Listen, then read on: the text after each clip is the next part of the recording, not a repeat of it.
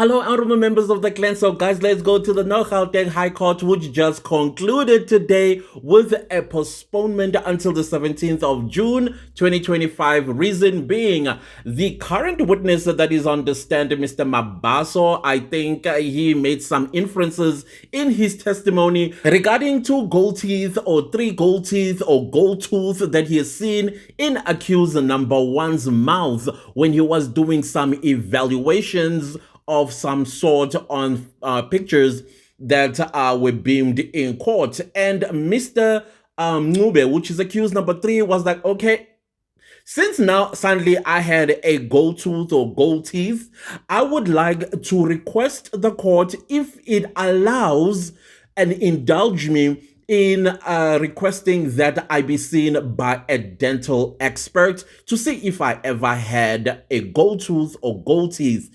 And on top of that, or additionally, I would also like an independent dentist that is going to be paid from my own pocket to do the same and bring these two reports to the court that will determine whether I've had a gold tooth or gold teeth as per the witness that is on the stand. And I was like, that is a smart move by Mr. Ncube, because we never heard of Mr. Ncube ever having a gold tooth or gold teeth. We always heard that it was Untanzi who was actually taken to a dentist during the trial, within a trial, and this dentist came as a jack of all trade in the medical field and said Ntanzi has never had any traces that he had a gold tooth or gold teeth in his mouth. And now new evidence says it was accused number three.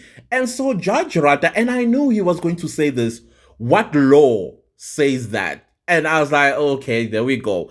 Okay, I get it, that in the court, you don't just say things without making an application, because I guess that is the court rule.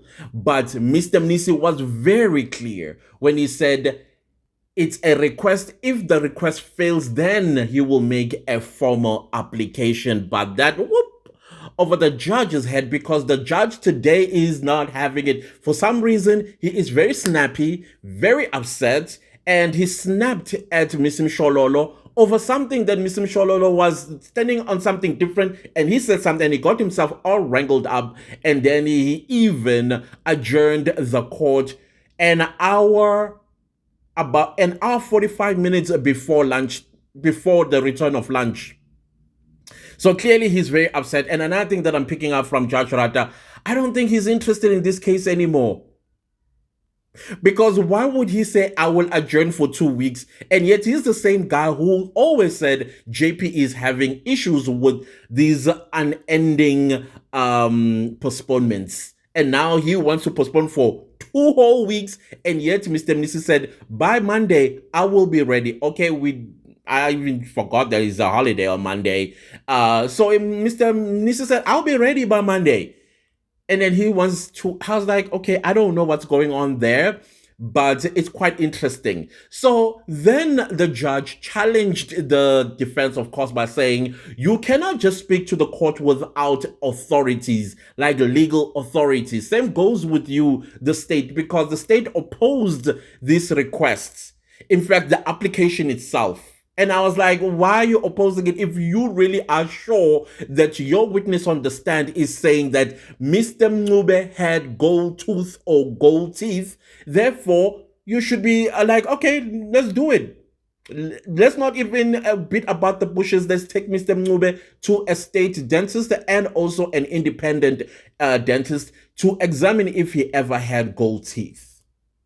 All right. So now, of course, the judge, being he who he is, and then he kind of like reminds the counsels that in South African law, since we were colonized by the British and the Dutch, now our law is a English-Dutch law, English-Dutch law, something like that. That is why he's able to quote, or they can quote or cite any precedent from any country that was colonized by the Brits, because we are all using common law from Britain and in South Africa mixed with Dutch law. So me being the person that I am, I was like, okay. While he was busy, quick, I'm like, okay, let's look for some precedences that probably exist that will favor the defense, because I did come across both in England, I think one in Canada, and some in South Africa, and one in Namibia. All right. So now, just to make things a little bit faster, because seriously, this is becoming a drag. This matter is becoming a drag, and it's taking a lot of taxpayers' money. That's very important. And secondly, the Mayowa family are waiting for justice, and they keep dragging it. Now, here is what I found. Here is a relevant precedents and principles from English and Dutch criminal law concerning the court ordering a medical examination of the accused, especially when the contested by the prosecution. This is what is exactly happening in that courtroom. And I know you're asking, where did you get this? Guys, we live in the 21st century. I mean, ChatGPT will be like, I'll give you now what you are looking for. And within seconds, I got it. Make ChatGPT your best friend. I call my ChatGPT Eugene. Don't ask me why I call it Eugene. It's Eugene. So let's start in Britain, or Great Britain. The precedent there is R versus Smith. Now, I'm not going to give you a whole judgment. I'm just going to give you what it says, or the summary, very short summary. In R versus Smith, in cases involving automatism or insanity, the defense may call expert medical opinion to show the accused lack criminal responsibility. Courts require at least 2 registered medical practitioners, with 1 approved under the criminal procedure. Insanity and unfitness to plead, Act 1991. Okay, so 1 obviously from the state, because they are the one who are opposing, and then 1 from the defense, because the defense wants to have a fair trial, right? The second precedent is from Saunders versus United Kingdom. And I guess the full citation is ECTHR, 1996. The European Court held that compulsory medical exams, example, blood, alcohol, DNA, are permissible only if the evidence exists independently of the accused will, like blood taken under warrant, but not when the accused is compelled to incriminate themselves. And this is what Mube is doing. He is not incriminating himself. He's like, I am giving you permission to examine me, both the state as well as my own dentists, so that we bring these 2 reports to court, so that the court can make an informed decision. Just like Judge Ratha said, educate me. And I agree, please educate us. And then the third precedent comes from this one says CPS guidance on expert evidence. Mental or medical exams are permitted to assess mental health, example, fitness to plead, diminished responsibility. However, opinions must be disclosed early and open to rebuttal. Early meaning you need to discover this information that was now push the way how the state has been doing things, because they've been cooking. Else they risk exclusion. So that is an opinion from some kind of guide, and I guess that is also persuasive to the court because it's British, the mothership. And then the fourth precedent comes from R versus Henderson, UK criminal procedure rules. Compulsory defense expert examinations can only proceed if pre-trial disclosure is complied with. And we know that was not done because this is new information. Courts have excluded experts for late reports of failure to share with the prosecution. It's the other way around this time, because this is the state's case. And then we have, is it New Zealand? This is not, what is NL? The Netherlands, oh, okay. The Dutch law, yeah. This is the Netherlands this one, I think it's more like articles or clauses in the criminal charter. Okay, the Dutch law. Under the Dutch Code of Criminal Procedure, Wetboek van yeah, that bullet point one, Article 167, subsection 1, subsection C, SV allows the precedent, allows the defense to request a court order, medical or psychiatric what is going on with me, psychiatric expert examination of the accused. Didn't just what Mr. Mube just did this afternoon. Bullet point 2, Article 225 SV permits judicial expert evidence, but if there is conflict, the Raad for the Rechtspraak and higher courts interpret admissibility. I think this is what Ratha will want. In fact, this is what Ratha is asking for, which is quite interesting. This is what Judge Ratha is asking for. And then while there aren't famous Supreme Court cases exactly on resisting defense requests, the practical approach is, so there are no precedences in the Dutch law. So clearly we don't have them here in South. Maybe we do. I don't know. Number one, defense files a motion under Article 167, subsection 1, subsection C to examine the accused.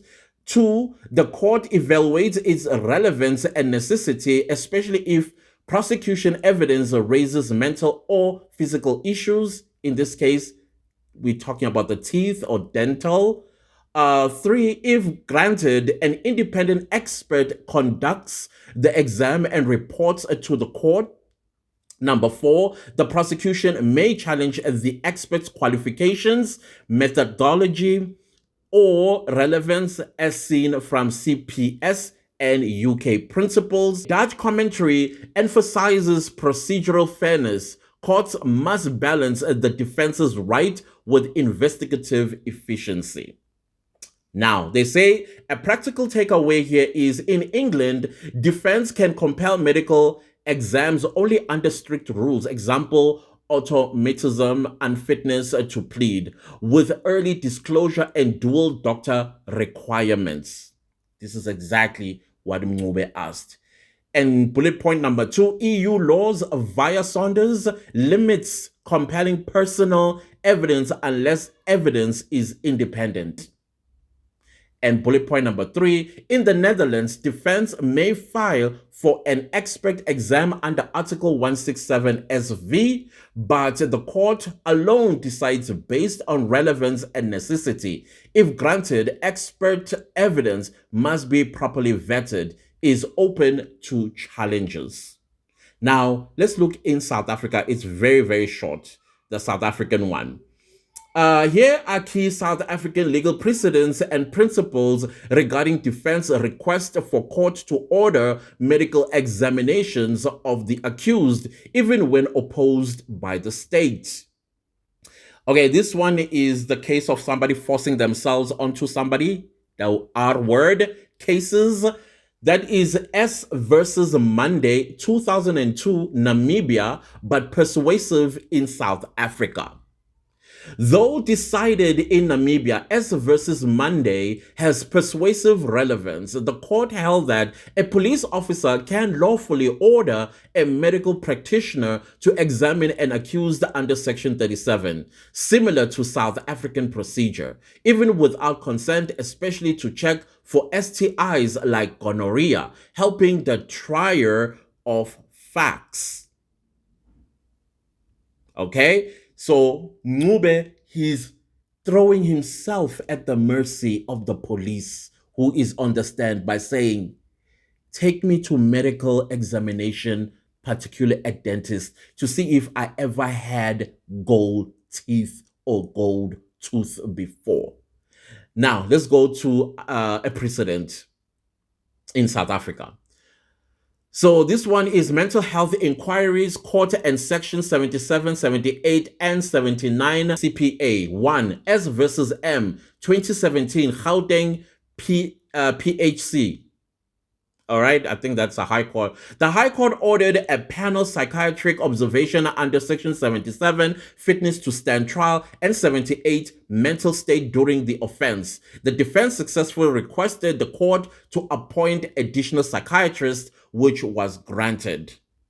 Mr. Ratha, you're persuaded. 2. S versus JM 2020 Mpumalanga High Court. Court granted a re-evaluation order even though an evaluation had already been done under Section 79, ordering a new 30-day psychiatric observation and appointment of a third psychiatrist at the defense request. These cases affirm that courts have wide discretion to order psychiatric examinations when mental state is an issue. I know we talk, it's medical. At the end of the day, it's about the requests. Forget about the type of request here, especially when it comes to the medical stuff. And then discrepancies in medical legal evidence, Ernest versus S 2020 KZN High Court. When the pathologist's post-mortem report conflicted with the accused account, the court held that under Section 186 CPA, the judge should have summoned the doctor to explain findings rather than relying solely on the report. This principle underscores that courts can and often should order medical evidence clarification when crucial contradictions emerge. And then the last precedent is bodily integrity versus state investigative interest, Minister of Safety versus Xaba, 2003.